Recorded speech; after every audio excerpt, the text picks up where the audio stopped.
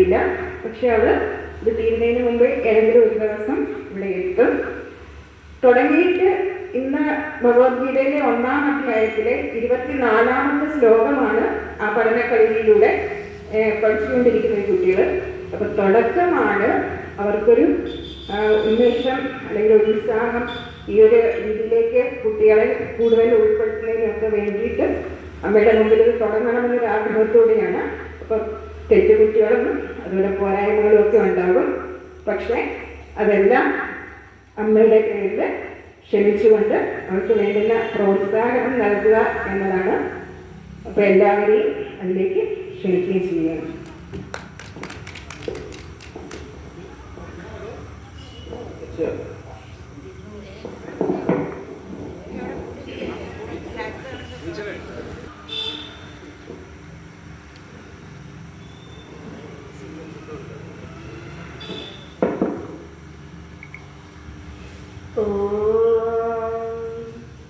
ഗജാനനം ഭൂതഗണാതിസേവിതം കവിത്തജംഭൂബലസാരഭക്ഷിതം ഉമാസുതം ശോകവിനാശകാരണം നമാമി വിഘ്നേശ്വര പാദപങ്കജം. ഓം സരസ്വതി നമസ്തുഭ്യം വരദേ കാമരൂപിണി വിദ്യാരംഭം കരിഷ്യാമി സിദ്ധിർഭവതു may സദാ. ഓം ഗുരുബ്രഹ്മ ഗുരുർവിഷ്ണു ഗുരുദേവോ മഹേശ്വര ഗുരു സാക്ഷാത് പരബ്രഹ്മം തസ്മൈ ശ്രീ ഗുരുവേ നമഃ.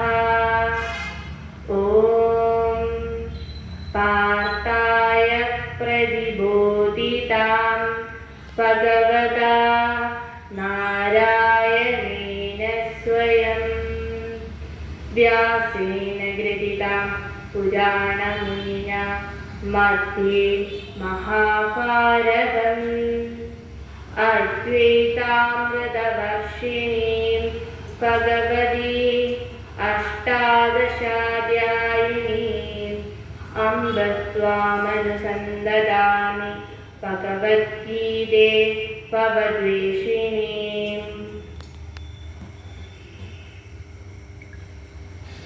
എല്ലാവർക്കും എൻ്റെ നീളമായ നമസ്കാരം. അതിമഹത്തായും ഋഷീശ്വരന്മാരാൽ പകർന്നു തന്ന സനാതനമായ ഒരു ധർമ്മവും ശ്രേഷ്ഠവുമായ ഒരു സംസ്കാരവുമാണ് ഭാരതത്തിനുള്ളത്. ഈ സംസ്കാരത്തിന്റെ ആധാരശിലകൾ എന്ന് പറയുന്നത് തന്നെ വേദങ്ങളും ഇതിഹാസങ്ങളും പുരാണങ്ങളും ഒക്കെയാണ്. ശ്രുതികളിൽ നിന്ന് സ്മൃതിയിലൂടെ വേദങ്ങളിലേക്കും ഇതിഹാസങ്ങളിലേക്കും പുരാണങ്ങളിലേക്കും നിറയ്ക്കപ്പെട്ടതായ അറിവാണ് നമ്മുടെ സംസ്കാരത്തിന്റെ അടിത്തറ. ആരെയും ദ്രോഹിക്കാതെയും വേദനിപ്പിക്കാതെയും വിഷമിപ്പിക്കാതെയും പരസ്പരം പരോപകാരം ചെയ്തും എല്ലാവരെയും അനുഗ്രഹിച്ചും അവനവന്റെ കരുണയും വിശ്വസിച്ചും ജീവിക്കുന്ന ഒരു തലമുറ വാർത്തെടുക്കുകയാണ് സനാതനമായ ധർമ്മത്തിന്റെ ലക്ഷ്യം. ഇന്ന് ഭാരതം മറ്റു രാഷ്ട്രങ്ങളുടെ മുൻപിൽ തലയുയർത്തി നിൽക്കുന്നതും സനാതനമായ ധർമ്മത്തിന്റെ ശക്തിയാണ്. ഇതിഹാസങ്ങൾ രണ്ടെണ്ണമാണ്: രാമായണവും മഹാഭാരതവും. വേദവ്യാസ മഹർഷിയാൽ എഴുതപ്പെട്ട 1,00,000-ൽ പരം ശ്ലോകങ്ങളോടുകൂടിയതാണ് മഹാഭാരതം. അതിൽ 18 പർവ്വങ്ങളാണുള്ളത്. അതിലെ ഭീഷ്മ പർവ്വത്തിലാണ് 701 ശ്ലോകങ്ങളടങ്ങുന്ന ഭഗവത്ഗീത. ശ്രീരാമ ഗോവിന്ദ ഗോപാല വൈകുണ്ഠ നാരായണ കൃഷ്ണ വിഷ്ണു മുരാന്തക കാരുണ്യവാരിണേ ശൗരേ ജനാർദ്ദന ക്ഷീരാബ്ദിശായി ഋഷികേശ കേശവ. എന്താണ് ഭഗവത്ഗീത? മറ്റു ഗ്രന്ഥങ്ങളിൽ നിന്നും ഇത് വ്യത്യസ്തമാകുന്നത് എന്തുകൊണ്ട്? ചിലർ വായിച്ചിട്ടും ഇതിന്റെ പവിത്രത മനസ്സിലാക്കാത്തതുണ്ട്. മഹാഭാരതം എന്ന മഹാകാവ്യത്തിൽ ആത്മജ്ഞാനത്തെ പറ്റി വിവരിക്കുന്ന ഭാഗമാണ് ഭഗവത്ഗീത. ആത്മജ്ഞാനം എന്നാൽ ആത്മാവിനെ പറ്റിയുള്ള അറിവ് എന്നർത്ഥം. ഭഗവത്ഗീത എന്നാൽ ഭഗവാന്റെ ഗീത എന്ന അർത്ഥം. ഇത് വായിച്ചാലും മനസ്സിലാക്കാത്തവർ അത് വായിച്ചു പഠിക്കുക തന്നെ വേണം. സർവോപനിഷദോ ഗാവോ ദോക്താ ഗോപാലനന്ദന പാർത്ഥോ വത്സ സുധീർഭോക്ത ദുഃഖം ഗീതാമൃതം മഹത്. സാക്ഷാൽ ഭഗവാൻ ഉപനിഷത്തുകളാകുന്ന കർവ പശുക്കളിൽ നിന്ന് പശുക്കുട്ടിയായ അർജുനന് വേണ്ടിയിട്ട്, അതുപോലെ തന്നെ ജ്ഞാനികൾക്ക് ആസ്വദിക്കാൻ വേണ്ടി കറന്നെടുത്ത പാലാണ് ഈ അമൃതതുല്യമായ ശ്രീമദ് ഭഗവത്ഗീത. എല്ലാ ഗ്രന്ഥങ്ങളും അറിവാണ് പകർന്നു തരുന്നതെങ്കിലും ആത്മാവിനെ പറ്റി ഇത്രയധികം വിവരിക്കുന്ന ഗ്രന്ഥം വേറെ ഉണ്ടാകില്ല. ഒന്ന് ആലോചിച്ച് നോക്കുക, കൃഷ്ണൻ എപ്പോഴാണ് ഭഗവത്ഗീത ഉപദേശിക്കുന്നത്? ഇത്രയും കാലം ഭഗവാൻ അർജുനന്റെ കൂടെ കളിച്ചു ചിരിച്ചു നടന്നു, എന്നിട്ടും ഭഗവത്ഗീത ഉപദേശിച്ചില്ല. എന്നാൽ യുദ്ധഭൂമിയിൽ മറുവശത്ത് ബന്ധുക്കൾ നിൽക്കുന്നത് കണ്ട് യുദ്ധം ചെയ്യാതെ എതിരാളികളായി മരിക്കാൻ തയ്യാറായി അർജുനൻ നിൽക്കുന്നു. ദൗർബല്യം കൊണ്ട് ആത്മനിയന്ത്രണം നഷ്ടപ്പെട്ട എനിക്ക് കൃത്യനിർവഹണത്തെ പറ്റി ഒന്നും മനസ്സിലാകുന്നില്ല കൃഷ്ണ. ഈ അവസ്ഥയിൽ തനിക്ക് എന്താണ് യോജിച്ചതെന്ന് പറഞ്ഞു തന്നാലും. ഞാനിപ്പോൾ അങ്ങേ ശരണം പ്രാപിച്ച ശിഷ്യനാണ്, എനിക്ക് ഉപദേശം തന്നാലും. നിറഞ്ഞ കണ്ണുകളോടുകൂടി കൃഷ്ണനോട് ഉപദേശം തരാൻ അഭ്യർത്ഥിക്കുന്ന അർജുനന് തെല്ലും മന്ദഹാസത്തോടെ കൃഷ്ണൻ ഉപദേശം നൽകുന്നു. ഇതാണ് ഭഗവത്ഗീത.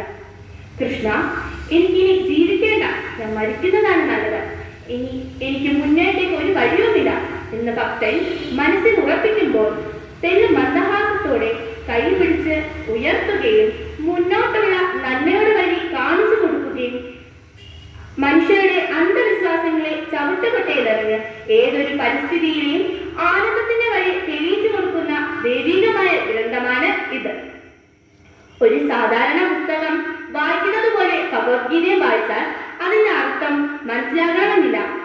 ഒരു വരിയും തെളിയുന്നില്ലെങ്കിൽ സങ്കടം കൊണ്ട് മരണത്തിന്റെ വക്കിലെത്തുമ്പോൾ തോന്നും ഭഗവത്ഗീത അറിയണമെന്ന്. ആ അവസരത്തിൽ മാത്രമേ ഭഗവത്ഗീതയുടെ പവിത്രത മനസ്സിലാക്കുകയുള്ളൂ.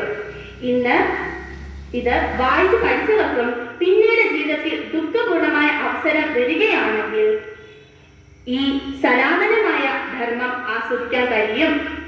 താൽക്കാലിക ആശ്വാസം കണ്ടെത്താൻ വേണ്ടി മാത്രം ആസ്വദിക്കുന്നവർക്ക് ഇതിനെ ഉൾക്കൊള്ളാനോ പിന്തുടരാനോ കഴിയുമെന്ന് വരില്ല.